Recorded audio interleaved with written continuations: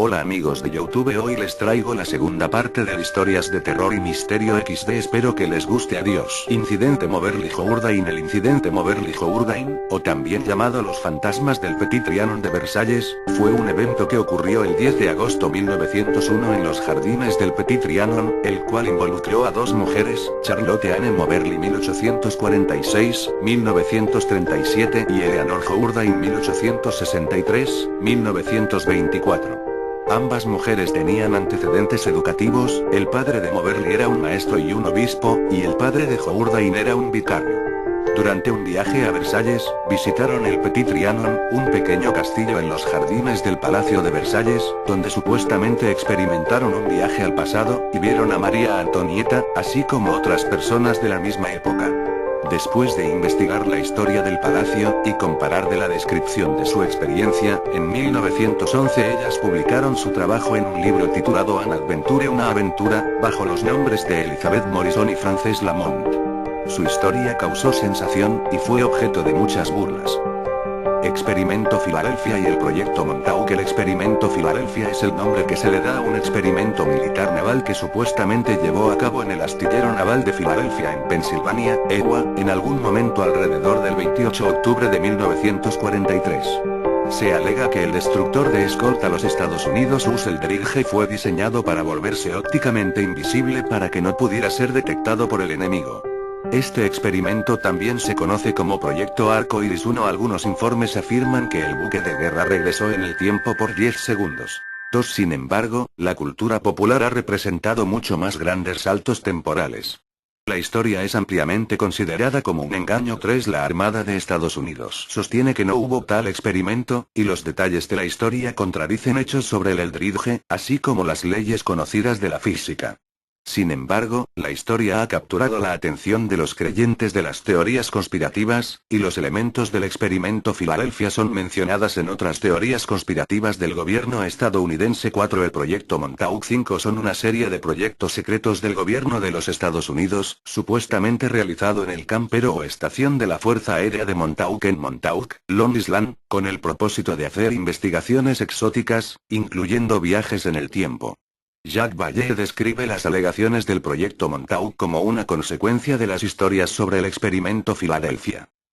Chronovisor 6 fue el nombre dado a un artefacto que se decía era capaz de ver los eventos pasados y futuros.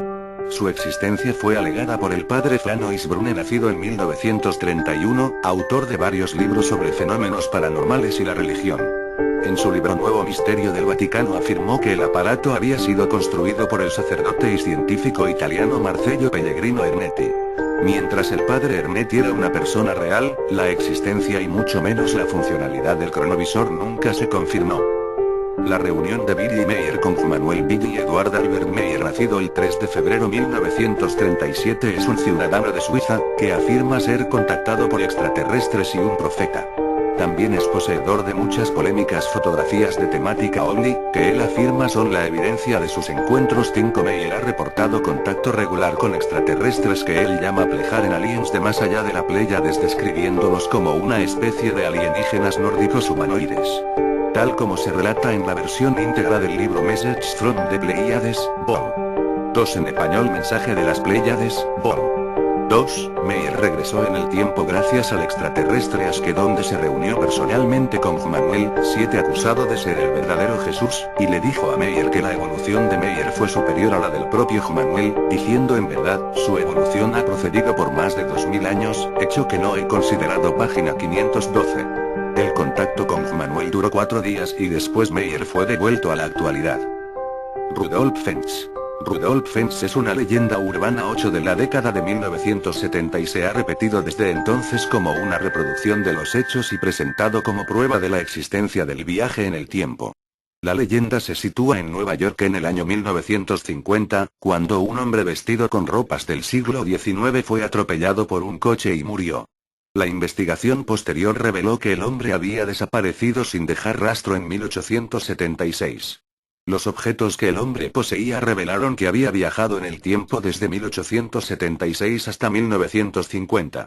El folclorista Chris Aubeck investigó la historia y descubrió que se originó en un libro de ciencia ficción de la década de 1950, A Voice from the Gallery, en español Una voz de la galería, escrito por Ralph M. Ollan, que había copiado el cuento I'm Scared, en español Estoy asustado, un relato corto creado por Jack Finney 1911-1995, que dio origen a la historia Fence 9 El viajero del tablón de anuncios. Artículo principal. John Titor. John Titor es el nombre usado en varios tablones de anuncios de los años 2000 y 2001 por un posteador que dice ser un viajero del tiempo del año 2036.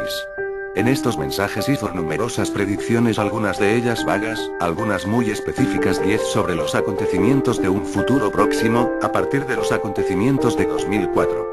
Sin embargo, estos hechos parecen no haber tenido lugar, ya que él describe un futuro drásticamente cambiado en el que Estados Unidos se había dividido en 5 regiones más pequeñas, el medio ambiente y las infraestructuras habrían sido devastadas por un ataque nuclear, y la mayoría de las otras potencias mundiales habrían sido destruidas. Hasta la fecha, la historia ha sido contada en numerosos sitios web, en un libro y en una obra. También se ha discutido en ocasiones en el programa de radio Coast to Coast Monce. En este aspecto, la historia de Titor puede ser única en términos de obtener una gran repercusión partiendo de un medio originalmente limitado, un tablón de discusión de Internet. Vampiro del tiempo. Paul Elton es el nombre de un viajero en el tiempo que afirma haber visitado Inglaterra en 1857, Francia en 1916 y Alemania en 1945. No existen otras pruebas que no sean las fotografías granuladas de Elton vestido con atuendos de las épocas a las que supuestamente viajó. Él también sugiere que podría ser un descendiente de vampiros 12-13, el spammer del tiempo. Al igual que John Titor, Bob White o Tim Jones envió un número indeterminado de mensajes de spam en Internet entre 2001 y 2003. El tema de los emails era siempre el mismo, que el individuo estaba tratando de encontrar a alguien que podría suministrar un generador warp dimensional. En algunos casos él afirmó que era un viajero del tiempo atrapado en 2003,14 y en otros, decía estar buscando las partes de otros viajeros en el tiempo 15. Varios beneficiarios comenzaron a responder, alegando tener equipos como el generador solicitado. Uno de los beneficiarios, Dave Hill, creó una tienda en línea en la que el viajero en el tiempo adquirió el generador, anteriormente un disco duro de motor. Poco después, el viajero del tiempo fue identificado como el spammer profesional James R. Todino, conocido como Robbie. Los intentos de Todino por viajar en el tiempo eran algo serio, y mientras que él creía que era estable mentalmente, a su padre le preocupaba que los que respondieron a sus correos electrónicos se habían aprovechado de los problemas psicológicos de Todino. En su libro Spam Kings, el periodista Brian S. M. C. Williams, que había descubierto la identidad de Todino originalmente para la revista Wired, reveló que Todino había sido diagnosticado previamente con trastorno disociativo y esquizofrenia, lo que explica los problemas psicológicos de los que su padre había hablado. 16. El viajero del tiempo de Todino fue inmortalizado en la canción Rewind del trío de jazz Groove Lily. 17. En su álbum de 2003 Are We There Yet? La canción se compone de frases tomadas de correos electrónicos de Todino. El accionista del tiempo Andrew Carlson es un personaje ficticio que supuestamente fue detenido en enero de 2002 por violaciones a la SEC por haber realizado 126 operaciones con acciones de alto riesgo y tener éxito en cada una. Como se informó, Carlson comenzó con una inversión inicial de 800 y terminó con más de 350 millones, lo que llamó la atención de la SEC. Informes posteriores indican que después de su detención, presentó una confesión de 4 horas en el que decía ser un viajero del tiempo proveniente de 200 años en el futuro. Se ofreció a decirle a los investigadores cosas tales como el paradero de Osama Bin Laden y la cura para el SIDA, a cambio de una pena menor y que se le permitiera regresar a su época, aunque se negó a decirle a los investigadores el paradero o funcionamiento de su máquina del tiempo. 18-19. La historia de Carlson se originó como una pieza de ficción en el Weekly World News, un periódico satírico, y más tarde se repitió por Yahoo News, donde su carácter ficticio se hizo menos evidente. Pronto fue reportado por otros periódicos y revistas como un hecho. Esto a su vez se extendió de boca en boca, por las bandejas de entrada de correo electrónico y los foros de Internet, que incluyen descripciones más detalladas de los acontecimientos. 20. El hombre moderno de 1941. Una fotografía de 1941 de la reapertura del puente South Forks en Goldbridge, Canadá, fue acusada de mostrar a un viajero del tiempo. 21. Se alegó que la ropa y gafas de sol que el individuo vestía eran modernos y no del estilo usado en la década de 1940. La foto se originó en el Gralorne Pioneer Museum, y apareció en la exposición virtual llamada Teir Past Lives 22 producida y conducida a través de la inversión del Museo Virtual de Canadá. Otras investigaciones sugieren que la apariencia del hombre moderno puede no haber sido tan moderna. El estilo de las gafas de sol apareció por primera vez en la década de 1920, y de hecho se puede ver a Barbara Stanwyck con un par similar 23 en la película Double Indemnity de 1944. A su vez, el hombre es tomado por muchas personas por estar usando una camiseta impresa moderna, pero en una inspección más cercana parece ser un suéter con un emblema cosido, el tipo de ropa que a menudo era usado por los equipos deportivos de la época. La camiseta es muy similar a la que fue utilizada por los Montreal Marlins, un equipo de hockey de esa época. El resto de su vestimenta parece haber estado disponible en el momento, aunque la ropa que él usa es mucho más informal que la usada por las otras personas de la fotografía.